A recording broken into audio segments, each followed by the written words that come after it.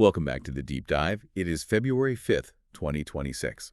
If you've been watching the news or, well, even just looking out your window, you probably have a sense of why we're tackling this today. I'm looking at this stack of reports on my desk. We've got the 2025 Global Flooding Guide, a very heavy USDA review on soil. And the picture they paint is, well, it's not just that the weather's changing. It feels like the physics are different. It feels that way because in many ways they are. The rule book has been rewritten. When you look at the data from 2025, we're not just seeing more weather. We're seeing water move in ways our infrastructure, our agriculture, our whole civilization, frankly, wasn't built to handle. And that's our mission today. We're going to unpack this idea of hydroclimate whiplash, a term that just kept popping up. It explains so much of the chaos from last year, but I really want to save time for this other stack because there is a silent killer in these agriculture reports, soil salinity, that I think honestly scares me more than the storms. It should. The storms are loud, they make the headlines. But the salt is what threatens the food supply long after the water recedes and the cameras leave. So let's start with the immediate threat. The floods. Every single report uses the same word, wetter. Storms are they're dropping more water faster. Why? What is physically happening up there? It all comes down to a really fundamental law of thermodynamics. It's called the Clausius-Clapeyron relationship. Okay, you know the rule, no textbooks, plain English. Right. The simple version is warmer air is thirstier. It acts like a bigger bucket. For every single degree Celsius the atmosphere warms, it can hold about 7% more water vapor. 7%. It doesn't sound catastrophic on paper. It sounds like a rounding error. For a small space, maybe. But you have to scale that up across the entire global atmosphere. Remember, we are sitting at about 1.1 degrees Celsius above pre-industrial levels right now. That means the entire sky is. It's supercharged. Right. It's holding this massive reservoir of moisture that just wasn't there 50 years ago. So when a storm system taps into that... It doesn't just rain, it dumps. Ruthlessly. And this leads to three specific mechanisms we saw over and over again in 2025. First is that intensified rainfall we just talked about, the supercharged downpour. But the second driver is the one that really catches people off guard. The reports call it altered soil conditions. This is that paradox with the drought zones, right? The hotter it gets, the worse the flooding is, even if the ground was bone dry. Exactly. And it is so counterintuitive. Heat bakes the soil. You'd think dry soil would act like a sponge. Yeah, that it would just soak it all up. But if it gets too dry, it becomes hydrophobic. It turns into a hard crust, almost like concrete. So the water hits the ground and just slides right off instantly. It doesn't soak in. That's why we're seeing this huge spike in flash floods in areas that were, technically in a drought. And then the third factor is the snowpack. Winter is the fastest warming season in the U.S. We're getting rain instead of snow. Which just wipes out that natural storage system. You don't get the slow, manageable melt in the spring. You get it all at once, immediate runoff, it overwhelms everything. These sources, they talk about pluvial and compound flooding. Yeah, compound seems pretty obvious, everything going wrong at once. But what's pluvial? That term is showing up in insurance claims a lot. Pluvial flooding has nothing to do with a river. It's all about infrastructure failure. It's when rain falls from the sky faster than the storm drains can swallow it, the sewers back up, the streets become canals. The 100-year storm metric that engineers use to build those systems? It's obsolete. Completely. The math just doesn't work. And compound is the coastal nightmare. Right. The multi-front war. High tides and storm surge pushing in from the ocean, meeting all that heavy rain trying to flow out. The water has nowhere to go. Nowhere but up. Exactly. Which brings us to 2025, a year of extremes, they call it. And this is where that term, hydroclimate whiplash, really comes in. It's such a vivid term. It describes the violence of the swing. We aren't just getting wetter or drier.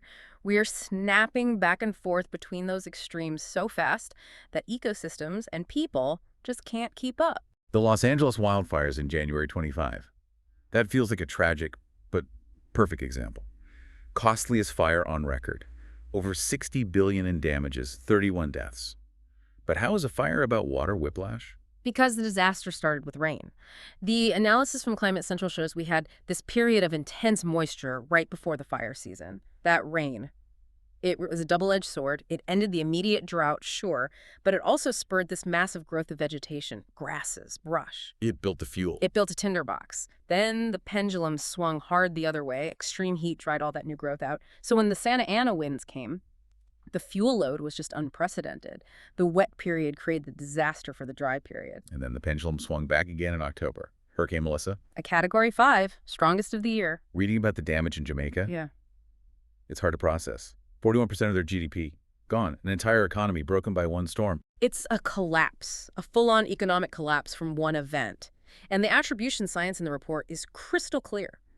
The ocean waters Melissa passed over were 1.4 degrees warmer than average. That heat is rocket fuel for a hurricane. It's costing us a fortune. The U.S. alone is losing somewhere between $180 and nearly $500 billion a year to flooding. That's up to 2% of GDP just washing away.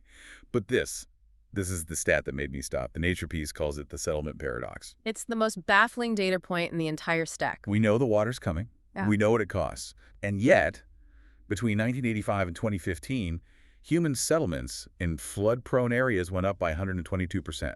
We're not retreating, we're running toward the danger. We are accelerating construction in the very places nature is trying to reclaim. It's global, especially in East Asia, but it's happening right here too. It's a collision between short-term economics, waterfront property is valuable, and long-term physical reality. And when that collision happens, it doesn't hit everyone the same way. The demographics section in these reports is just brutal. It lays out who pays the real price. Climate change is an inequality amplifier. That's one of the most consistent findings across all of this research. The gender gap was shocking to me. Women face 77% higher mortality in floods. It's this heartbreaking mix of sociology and survival. The report breaks down. In many of the hardest-hit regions, cultural norms mean women are primary caregivers. So when the water rises, their first instinct is to save children, to save elderly parents. It delays their own evacuation. They put themselves last. And there's also, in many cultures, a disparity in things as basic as knowing how to swim. In the U.S., that disparity falls along racial lines. Starkly.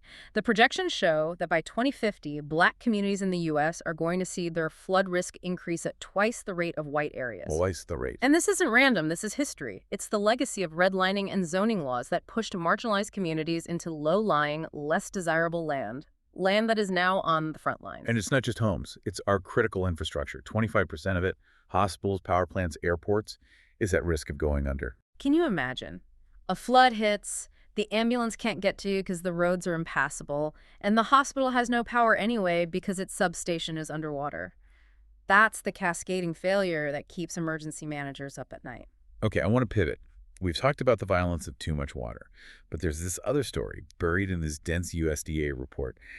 It's not about water drowning us. It's about water ruining the ground's ability to grow food. Soil salinity. Right.